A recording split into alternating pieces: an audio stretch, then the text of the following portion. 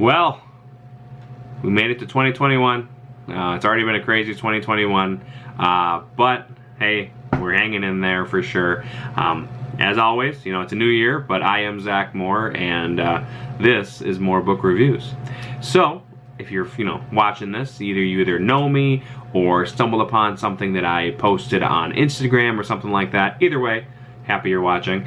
Honestly, I started making these last year just to talk to people of similar, kind of minds about, those who love books or those that want to love books or want to start reading. And I think my goal is to recommend books that I like, and even ones that I don't like, just saying, hey, this might be a good book for you.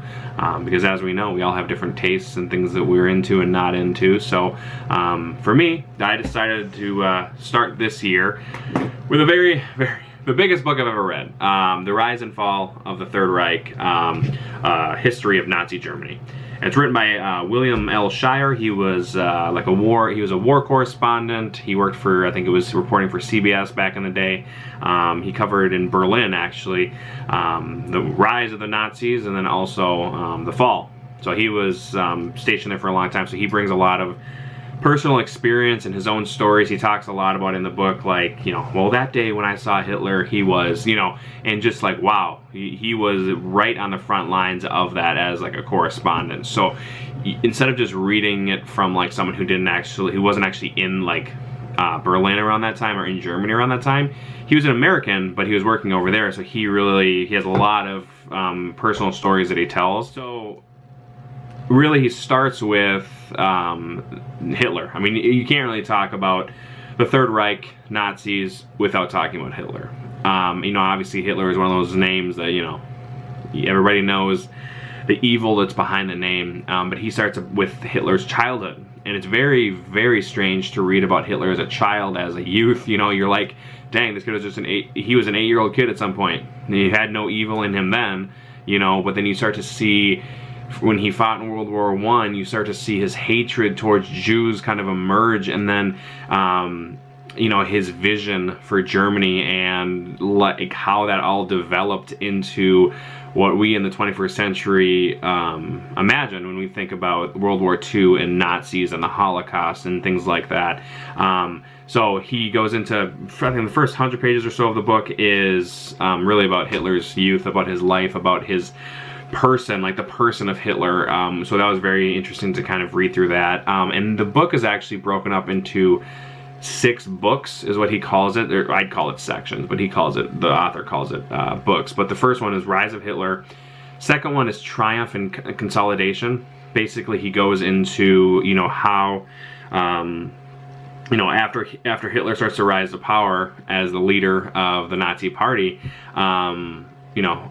the different countries that start to, fall, and that he starts to kind of, consolidate and grab his power. And it was just very interesting to see that you never really knew how that happened. Third section, I think was like the longest one, was the road to war.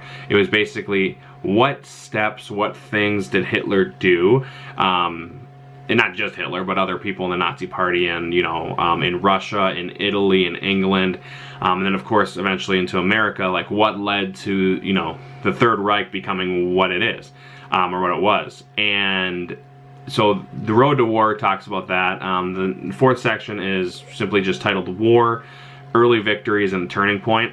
So again, that talks about a lot of the battles that happened that were either really good for the Nazis or really bad for the Nazis.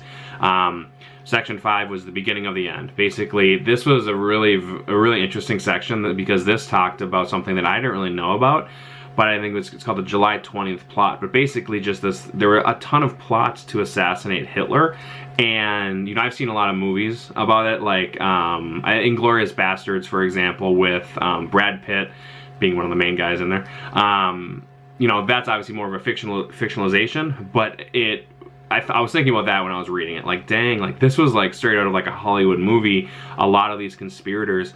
One person that I knew was Dietrich Bonhoeffer, a German pastor and theologian that I've read. I've got a few of his books back there, and the book covered, talked about Bonhoeffer's role as well, and all these other, and this was the coolest thing I thought in this craziness of all of this, was there were like Nazi generals that were, while they were still Nazis, they had a plan to overthrow Hitler. And they said, no, this guy's going too far. Like, obviously, at the end of the day, they're still Nazis, though. Still not good. But it was still very interesting to read, like, wow, these like, generals, these Nazis are like, no, this Hitler has to be overthrown. He has to be killed. And while, obviously, we all know it didn't work out that way, it was very interesting to kind of hear the back and forth. And the author has so many, like, letters that were captured after the war, like letters, correspondence, like notes, and meeting minutes of like meetings that Hitler had, and you really get to see like the in-depth kind of brain of the operation, which I thought was, I never thought that we could actually see into that.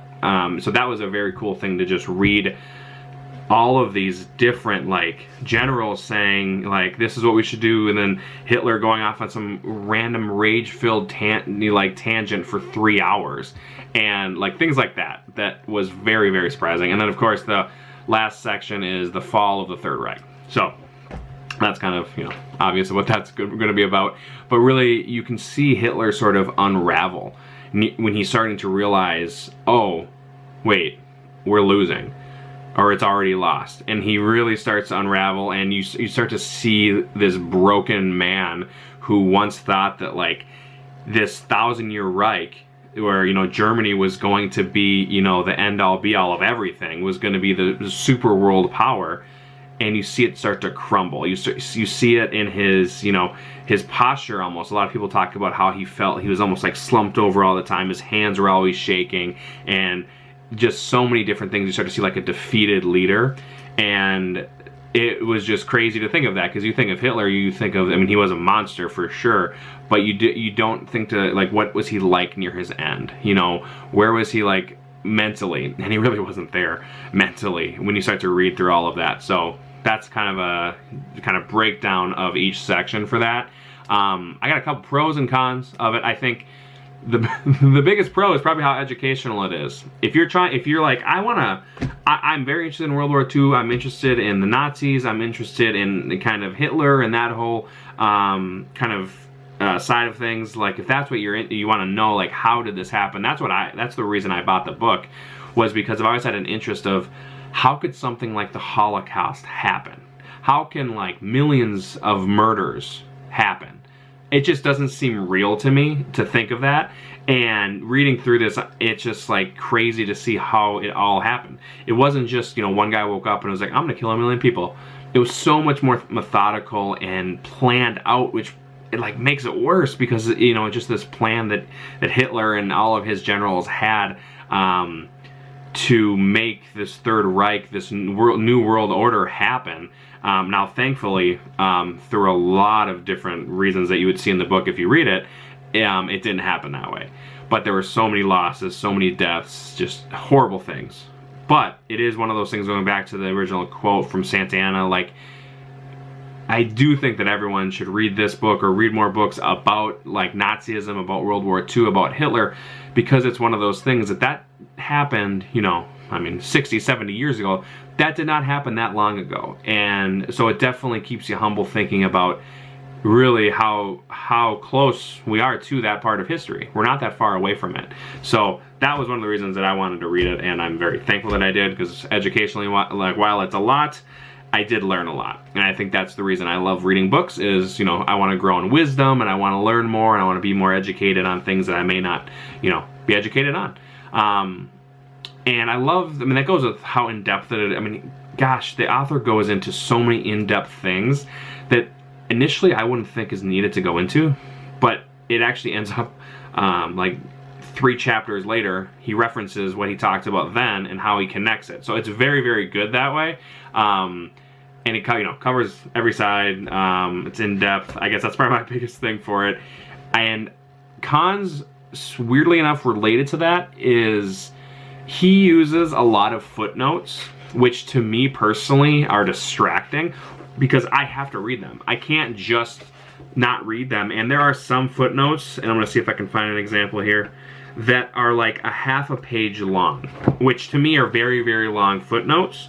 And so I would get distracted because I'd be reading kind of the, you know, the breadth of everything, and then I would see a footnote that is like up half the page, and of course I'm not going to find it. But just trust me, there's a lot of footnotes on there. So if you love that part, I mean, that's definitely, you know, more power to you. But like for me, it was very distracting, and I would be like, wait, where was I in the actual where was I in the actual you know, chapter itself? So anyway, that was probably the other con, or the one con. The other one was, it's a very long book. Like I usually, you know, I like reading a book like in 4 or 5 days. That's usually my go-to. I want to start and finish a book within 4 or 5 days.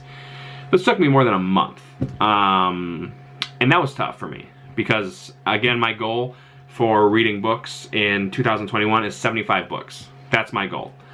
I cannot read 75 books that are that long. You know what I mean? So that was probably, for me personally, a con, just because I tend not to read books that long. But for you, if you're, you know, loving the novels, if you're, you know, I love reading books that are 1,000 pages, then that might be a pro to you. But for me, it was a con because it took a long time, and this book's really heavy, and my arms are sore. It's kind of the biggest thing. So that was a lot. So let's drink some water. And I think you should drink some water as well because it's good for you, but I'm going to drink some. And that is the first book. And I would say 5 out of 5 stars. Like, I don't know. As I'm editing these, I don't know if I'm going to do stars. I don't know what I'm going to do, but I loved this book. As tough as it was to kind of power through and to chew on, I loved it. It was a book that I truly think everybody should have on their bookshelves. I find pride when I read a book that I love and I'm able to put it back there because, you know, when people come over, if I see it, I know that it's something that I want on my bookshelf. So that's all that I have today, my friends. But I do appreciate you taking the time to listen to this, to watch this. I just ordered about 12 different books, 12 new books for the year. My wife she's very nice to me about that. But you know, one new box comes a day, and it's like, oh, that's another book that I get to read. So you know, I gotta fill it all up. I gotta make all the walls for a bookshelf. But anyway, that's all my rambling, my friends. I appreciate all of you for subscribing and watching this, and say go get the book. If you have it, you reread it if you get a chance. But yeah, thanks, friends, and we'll see you next time. Bye.